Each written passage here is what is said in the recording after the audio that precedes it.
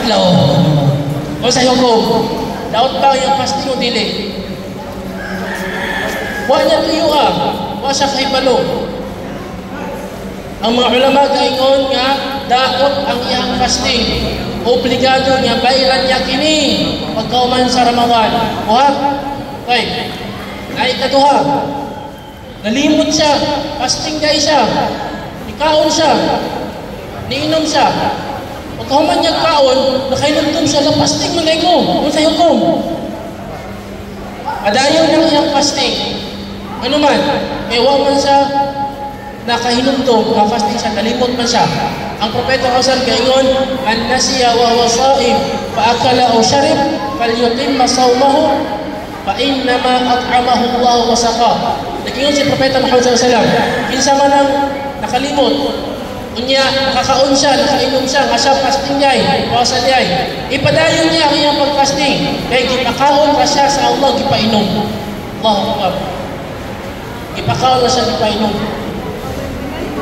Ay mga ilan nga sitwasyon ba? Nga mga kanbitaw nga gutom na kay kasangatanan, tapos kuhaw na kay kasangatanan, tapos natulog na lang ka ba? Pag mata mo, nalimot na nga fasting ka. Kaon ka, niinom ka. Manakainom, fasting na kulay. Alhamdulillah, naluya ka sa imo ha. Nagipakaon ka, gipainom ka. Padayon na kasi fasting. Pero what if nagkaon ka, nakainom ka nga napas mong ang pagkaon. Itulong di mo iluwa. Ha? Ang mga ulama kaingon, iluwa. Iluwa to siya. Katong nasa mong ba lang, iluwa. Right. Napay pangutana, Ustad. Ikahon kong sahur. Sahur. Umana kong kaon, muinom na kong tubig. Pag alisan ako sa baso, kaya muinom na kong tubig. Sahur. Ang nahitabo, nagbang. Allahu Akbar, Allahu Akbar. Kasi bato na ko. Siyempre, matukaan naman ko, di ba? Dahil na po kayo, di ka makinom ng tubig. Ang mga ulama kaingon, im na to sa. O usang na silang kamot, im na tanan. O ayaw na pudyuta ang nasa upos. Sampun no, napang tubig sa upos. Kaon ka. Nag-adan na. Dili pwede. Ang pwede lang ka nang inom na ka, tapos di ka na tugadan. Pwede ka rin mo inom. Pero paspasik inom. Mana? Aprehim. Dili, kaya basta mahawiran lang, automatic nga, consider na ng ananas sa mutiyan. Basta mahawiran, imuwan na na. Napa, kana, sa sahur. Duro kong kaon, Ustad, duro kong kaon. Huwag nag-aton ba wala ko Duro kong kaon. Di ay, daw yung speaker. Nag-aton na di ay, wala ko kadurog. Ang hukom sa mga ulama kaingon, ipadayon ang fasting. Ipadayon ang fasting. Kung sa diferensya niya, katong nag-fasting na daan, dayon, ang binyag mag-grip na, nikaon siya, tapos isikat nakita niyang adlaw, break ang fasting. Pero katong nagsahur, nagkaon siya, tapos duro siyang kaon. Sabi niya, wala pa yung oras na ito niya eh. 5 minutes lang nilabay. Kaya siya, patay. Oto na daw, kung sa may diferensya nila. Ang mga ulama kaingon, ang diferensya nila, katumugong fasting na daan, nakasunod na siya sa ibadah. Kumbaga, nag-fasting na siya. O nag-break ang niyang fasting, kung nikaon siya nga nani adlaw, nga napay adlaw. Katong nagsahur, wala pa man siya nag-fasting. Nagsahur pa man siya. So ayaran niya nahibawan nga, isunod na yung oras sa fajar, nagkaon magyapon siya. Wala na daw kayong fasting, ipadayon ang ihang fasting.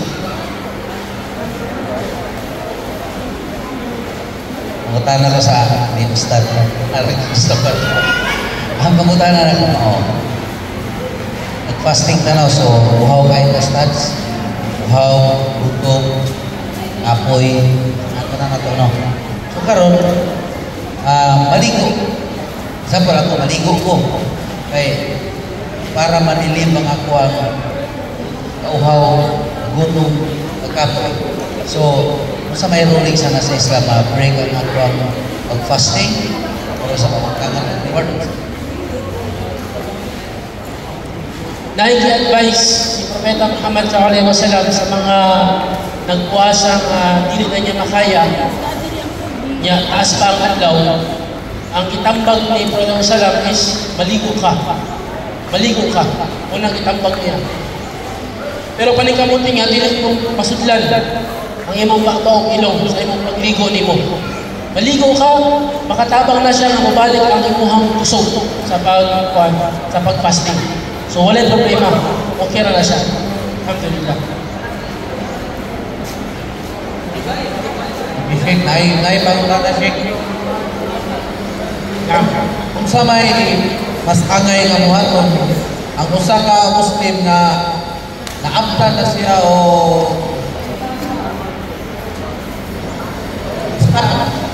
wala din siya ay mag-inom at tubig o dapas na lang sa ilang. Ang iyahang intention niya, i-break niya iyang fasting niya, sapat na to siya na break niya ang fasting niya. Pinagi sa intention. Pinagi sa iyang intention. Pero ang tubig mangkod, sakto naman na siya mag-impact ng tubig. Pag naibisan gamay lang ang tubig, sapat na siya, ang atlaw, nisalog na. Bismillah, minum na ka. Break na ka. Dili po pasabot na kailangan iftar. May chicken, may spaghetti, may kuwan na. Basta tubig lang. Sapat na to siya. Alhamdulillah. Kung wala iya mo, is kuwan na lang ka. Kana magniyat na lang ka break ng fasting ni mo. Then mangita ka dahil ng kuwan. Sa pag-break sa fasting, ang pinakasunod yun, yung imuang kanon is tamar, dates. Kung nai-rutab, ang rutab, katuta siyang bunga sa dates nga wala pa na kuyos. Wala pa na kuyos. Kuwan pa siya ka ng color green pa siya, green white. Presko pa siya, manay rutab, muna imong kanon sa imuang una nimong kanon. Pero pag wala na siya, ang tamar, kung ikuyos na siya, pagkawaman tubig. Kung wala yung tamar, tubig na lang imuang kuwan. Dili kay naiputo imo na kanon. Dili, ang pinaka-the best is tamar. Rutab, kawaman ang tamar. Kung wala yung tamar, tubig na lang. Okay, another question. Dari sa atong mga boys.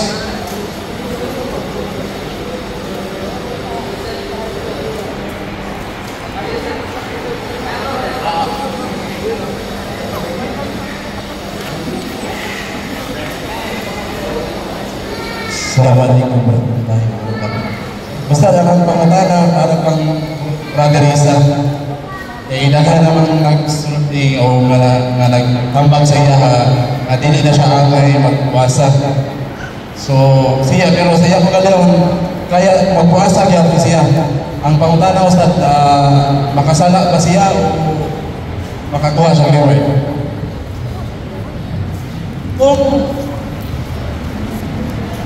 Kung napamatutan nga ang iyahang pagpuasa kadaot sa iyaha, tinuod niya pagmatuod, kumbaga sa doktor dyan, ningon ang doktor sa iya nga, di ka pwede magpuasa kay madaot ka, haram sa iyang magpuasa. Haram sa iyang magpuasa. Sala ang iyang makuha, dili reward na naman, kay ang hukom sa iya is pagpakamatay. Pagpakamatay. Gibawal sa Islam ang pagpakamatay. Gibawal na siya sa Islam. Hikog. So, maunang, kung ikadaot sa iyaha, kung tinuod yun nga, nadyo'y pamatuod ba nga ikadaot yun sa iyaha, para nang naisakit-sakit ni. Dahil yan ay suspicion. Dili siya pwede magpuasa. Okay, samot siya kung magpuasa siya, makasala siya. Bisang pagkaya niya hanggang mag-rib. Sala ang iyang makuha, dili reward. Kay ihang ipon niyang kaugalingon. Bisang nag-intention pa siya. Kaya na may gihatag ka siya nga privilege nga mag-fasting niya lang kapag kahuman na lang sa Ramadan. Or kung ang sakit ni mo, walay katapusan, magpakaon na lang ka. Pareho lang reward. Pareho lang reward. Ito na lang ka, sa magpakaon na lang ka. Dili pa ni mong gikuan ni mong kaugalingon. Nag-lisod, di ba? Sayon ang Islam, sayon ang Islam. Sayon, alhamdulillah. Naam. Okay. Tubag ni Sheikh Sid. Questions? Girls, isa diyan. Sa mga babae. Panatana mo mitras na apa nga itong Sheikh.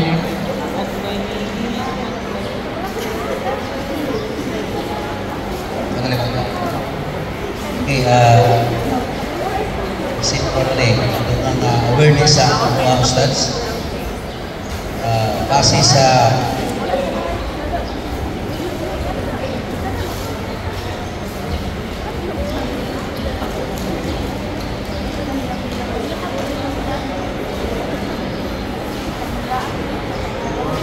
Ustad, ang atong pagpapagana is relating sa fasting.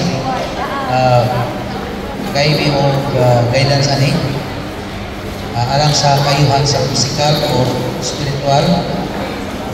Maayo ba sa usab ka tao ang fasting nga mo-break siya sa iyang pagpuasa nga daghanon na niya kaon sumod iyang biyan or usa man jud ang pinakamayo nga buhaton. Alhamdulillah. Muna isa sa mga butang ang kinahanglan bitaw mga mabantayan sa nagpuasa. Dili porket nga magkaon kag sahur o iftar. Bulto na ang imong kaon nimo. Kay once nga wapot na sa punto nga kadaot na sa imuha is makuha na imuhang reward. Kaya naman makasala ka. Makasala ka nga imo nang daoton ng imong kaugalingon. Sakto lang kung unsa ang imong klase sa or kanang measurement sa imong pagkaon nimo sapat na kakulang ayon na tumagi porket nga sahur ka minom ka usa ka galon ng tubig kay medyo kanang sanay taas sa adlaw marang kamilyo basta biyahe ang puno ng iyang kuwan sa likod subhanallah. Ang mga ulama kaingon once na daghanon nimo kaon sa sahur sa kadlawon dali ka tutungon tinuod na siya. O gayon ang mga ingon si Propeta Muhammad SAW, ni'mas sahur, ni'mat tamru sahurul mu'min o ni'mas sahurul mu'min at tamar. Ang pinaka-the best na sahur sa ka-mu'min, ang dates. So lahi gani, di ka mo kaon luto, di ka mo kaon sudan. Dates lang. Dates. 5 ka buok, 7 ka buok, tubig. Kumana. Di ba? Lahutay ka hangtod sa Maghrib. Dili kailangan nga sa kaldirong kanon ng imuhang kaunon sa ka ibuok ka itong manok imuhang kanon sa sahur. Dili. Damor nga dagan yung kaunon. Damor nga dali ang kaunon. Ikaduha.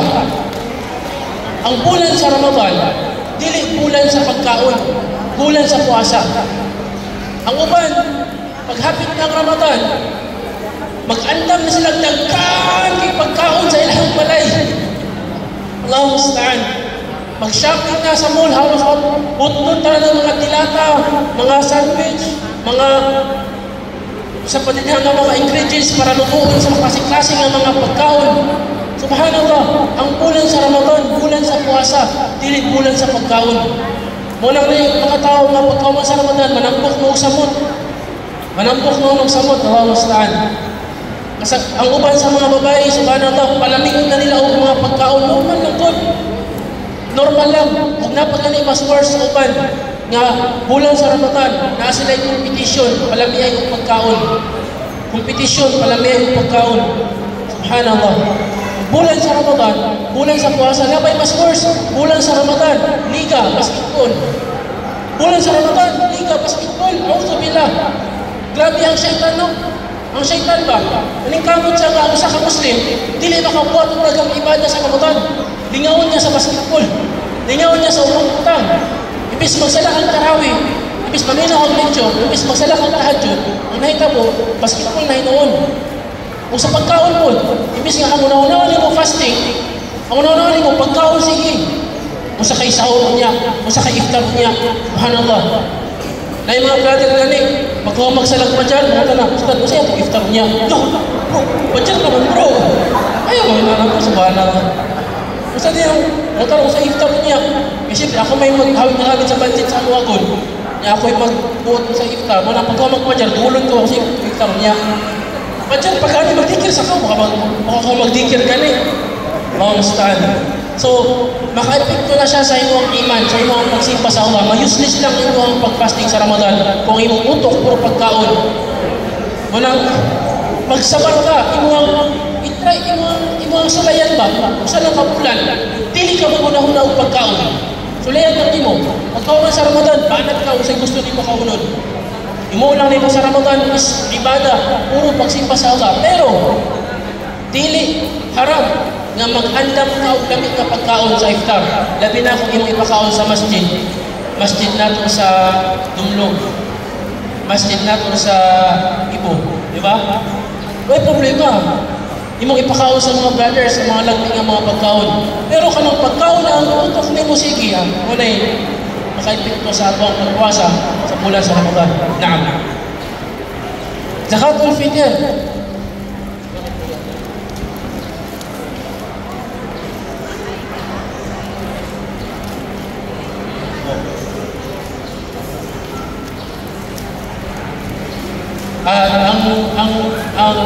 Ang Propeta Muhammad SAW, sapat na siya ang amar sa iftar. Like, mukaon sila, mukaon nila og sala. Mukaon og sala, ayan na mukaon. Sa iftar, gamay lang sa. Pero ang problema mo ko, madubli ang trabaho ba? Sa mga mag-andam ng iftar, andam karon, andam po siya niya, usahon na lang, bulto na lang kanan, bahalang mga burot lang natin niya, kasi natin di ba sa trabaho.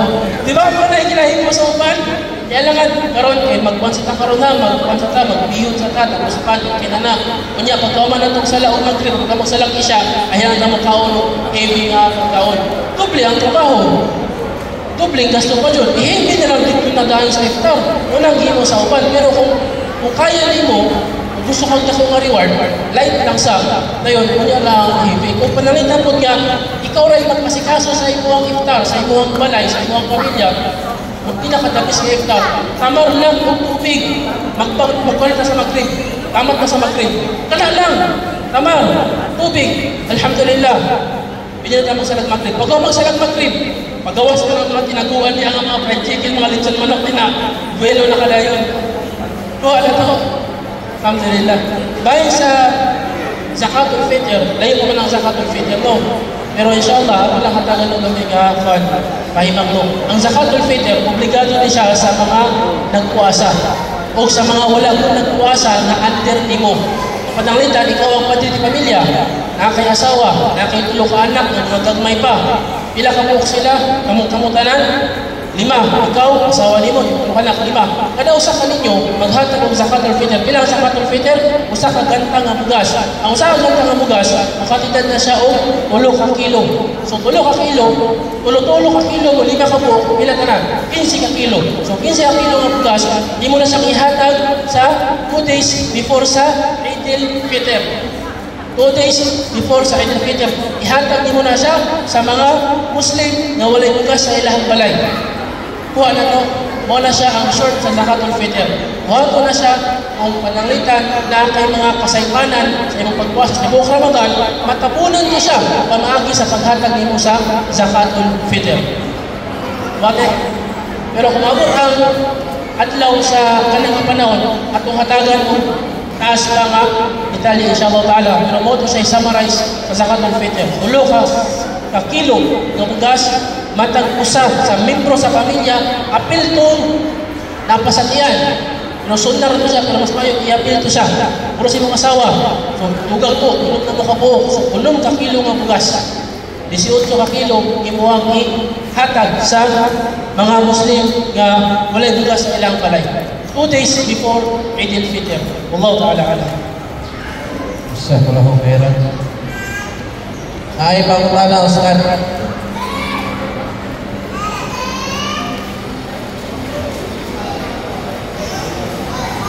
Ustaz, pangutana ng mic. Bupuno ng mic. Okay. Ako mga kaigsoon ng Muslim. Habor ko ng Muslim. Biagi sa kong puasa o 1 week. 4 hours. Walay kaon adlaw. Walay kaon gabi hanggang buntag.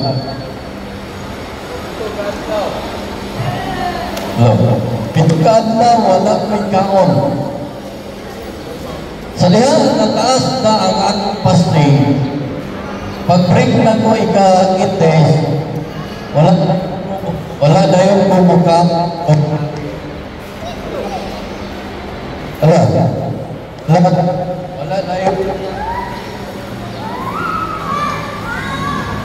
Wala na yung bumukaon o gahi. Ang ibuhan anang laon sa nilugaw. Moya akong butangan o kasukar. Kamay na po ang atunga sa baso. Yun nun, dayon, pagkataon-taon, isa ka baso. Ato, di kaon ng bukong nilugaw. Kamay lang na nilugaw. Ato, dagan-dagan. Pagka other days, di kaon na po gahi. O dili po palabian o gahi. Kaya naman, o palabian o kusog. Kaya naman, mabuto ang imong tinahi.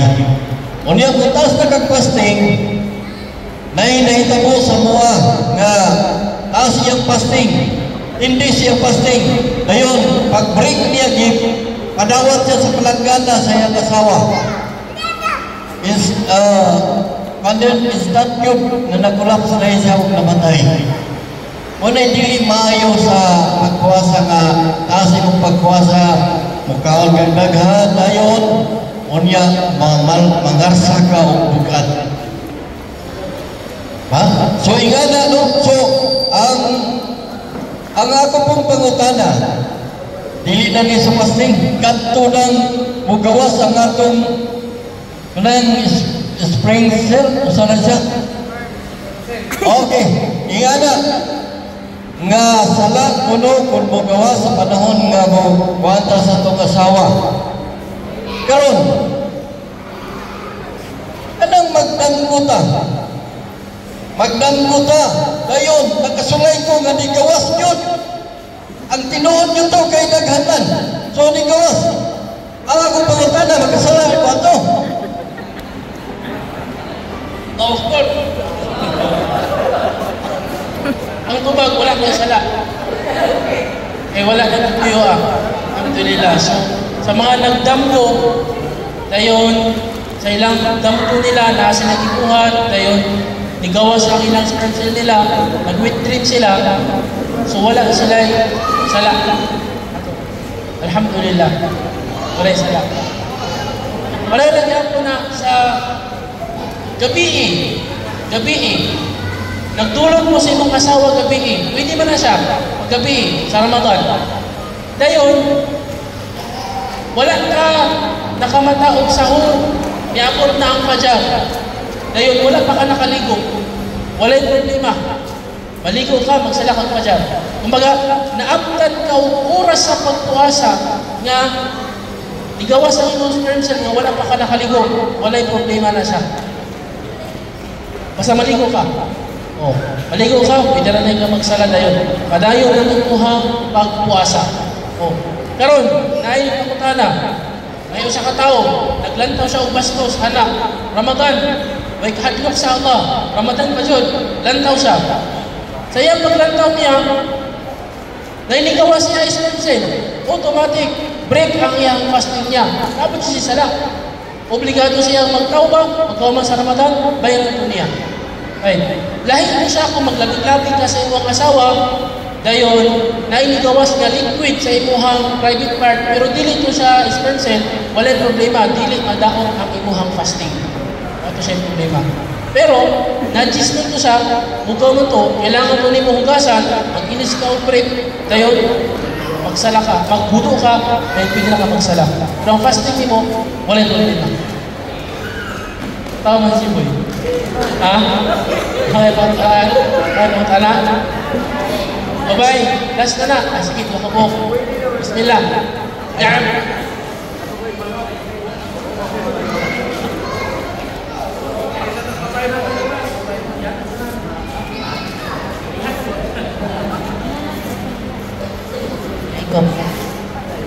Ustad, ang akong pangutana, it was my experience nga about sa kanang travelers. So, bali, during Ramadan, so, kanang, wala na ko mo fasting, pero, nikaon ako niya akong flight kuan after lunch. Unsay akong kuan ato. Kumbaga karon na ako na kuan pagpaminaw nimo baglo. Experience mo na nako sa kato pero nagbayad ko atong kuan kana nga day. So okay. So then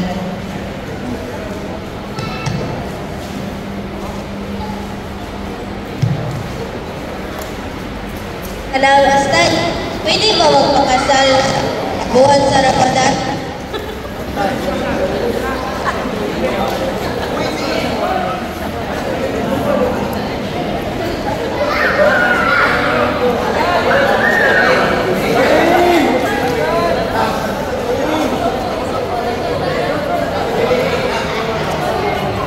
Saan? Nangawa mo ka?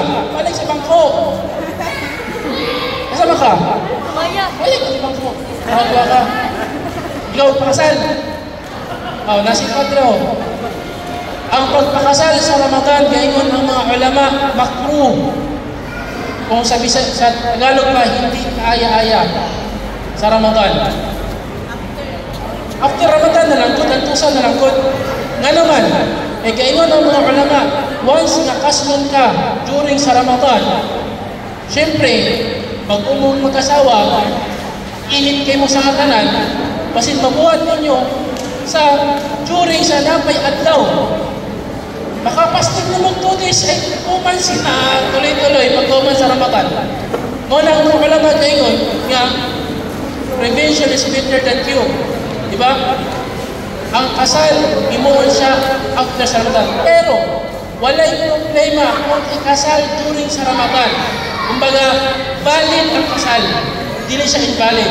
Kaso lang, dili siya bagay. Dili siya maayo. Pero, okay siya, valid siya. Ang rason, anong dili siya maayo, kay basin ba sa inyong bago nga mag-iayon, makabuhat mo sa binuhatan sa mag-asawa during sa adlaw sa Ramadan. Muna ang problema. Imbis nga mapalayo mo sa akin ang binuhatan, ang nahitabo, na doon mo. So delikado kayo. Kung pananglitan, ulo ka o, 2 ka adlaw ninyo nabuhat. So pila ka bulan na to. 4 ka bulan. 2 ka bulan, sunod-sunod. Delikado ka sa matalan. Pero, wala problema. Valid ang kasal. Naam. Sana, si Almira. Yes, si Almira. Kabula ko sumaya ng tanang. Kabula ko. Okay na, Maya. Sugura ka ni Almira. Okay, sige, bismillah. Ano yung ate,